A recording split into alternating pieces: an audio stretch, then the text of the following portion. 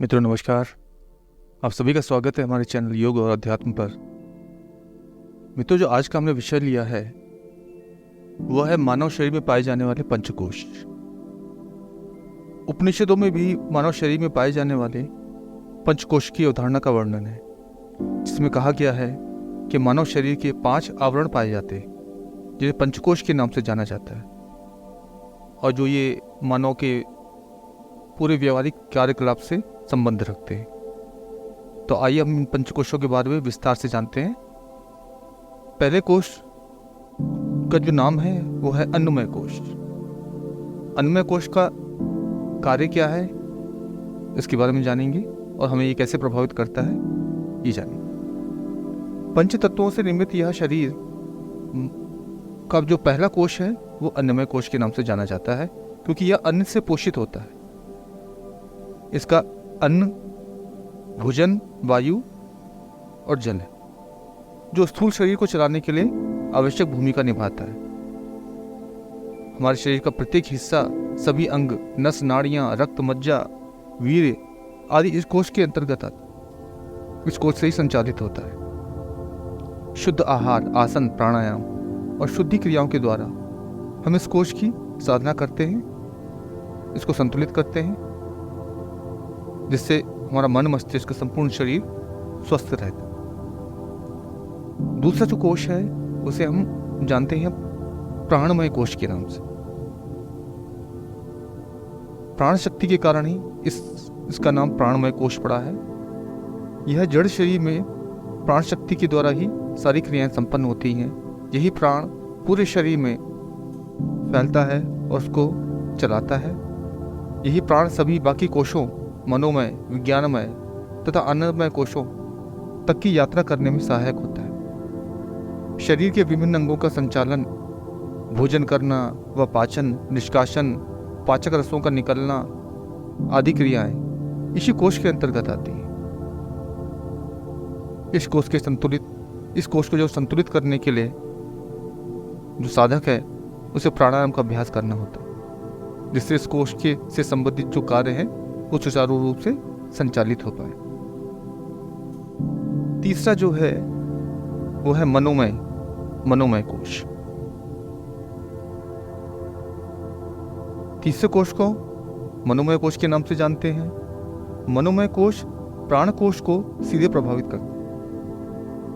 मनुष्य का मन बड़ा चंचल होता है, नित नई नई योजनाएं, नए विचार उत्पन्न करता रहता है और उनको पाने की लालसा उत्पन्न करता है, जिससे मानव उन इच्छाओं को पूर्ण करने के लिए परिश्रम करता है, विभिन्न कार्यकलाप करता है।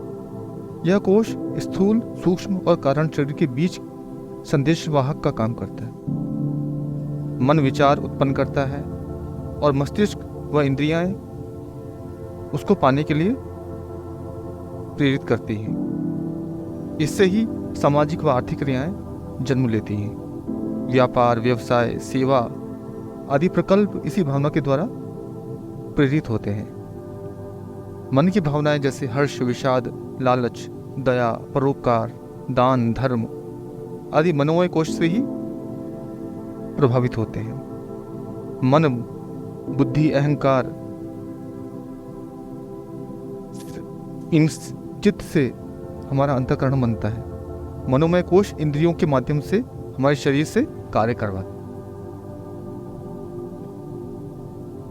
मनोमय कोश के द्वारा ज्ञानेंद्रियों से सूचनाएं लेना और देना, बुद्धि को उसकी जानकारी देना और लेना, कर्मेंद्रियों को कार्य करने के लिए निर्देशित करना जैसे कार्य इस कोश के द्वारा किए जाते हैं। मन की सारी स्थितियां, उसके भाव आदि इसी कोश के द्वारा संचालित होते हैं। अब इस कोश के संतुलित करने के लिए हमें क्या करना चाहिए? इसके लिए प्राणायाम का अभ्यास करना चाहिए। इससे हमारे जो श्वास नियंत्रित होते हैं, मन शांत होता है, मन की चंचलता खत्म होती है और ध्यान की स्थिति बनने लगती है। तो मित्रों, ये था तीसरा कोश।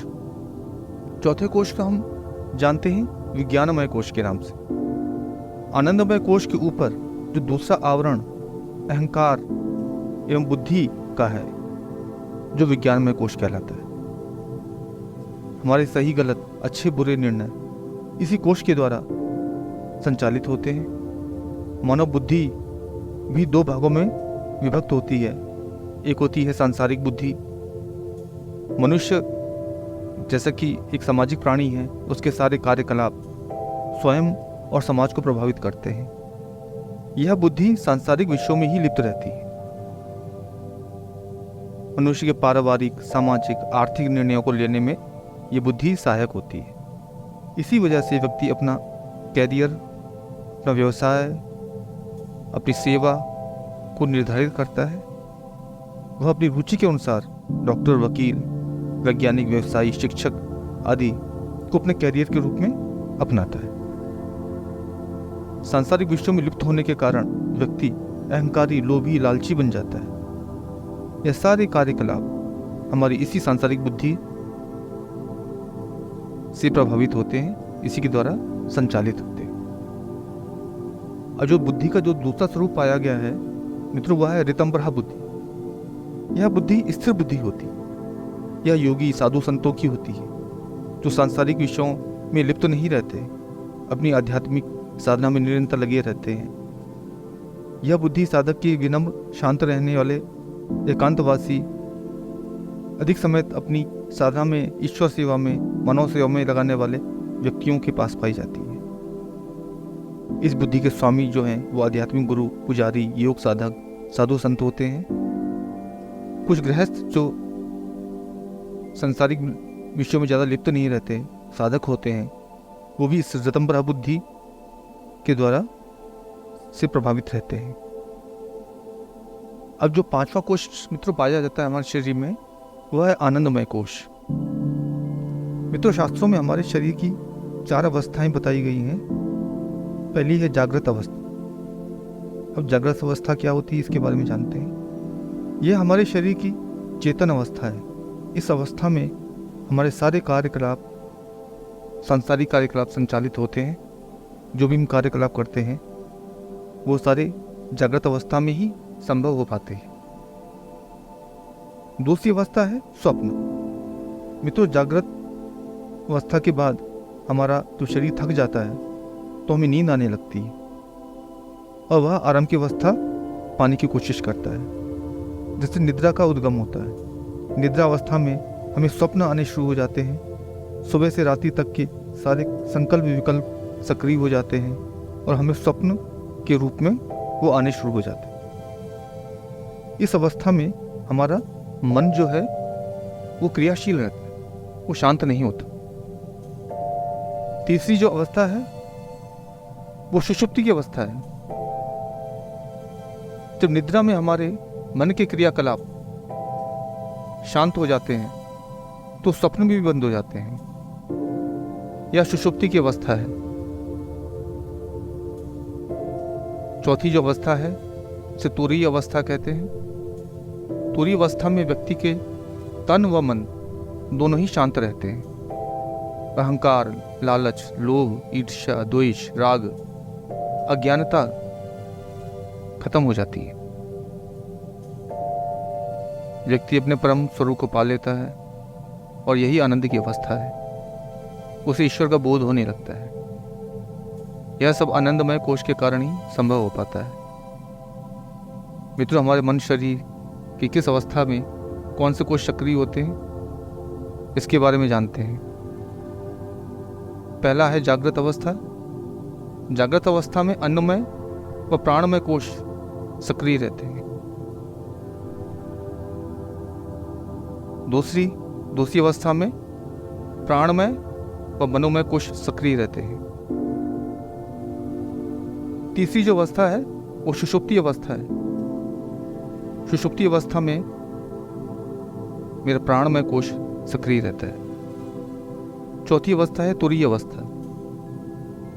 तुरीय अवस्था में व्यक्ति अपने आत्मस्वरूप में स्थित होता है और आनंद की अनुभूति करता है, जो आनंदमय कोश द्वारा संचालित होती है।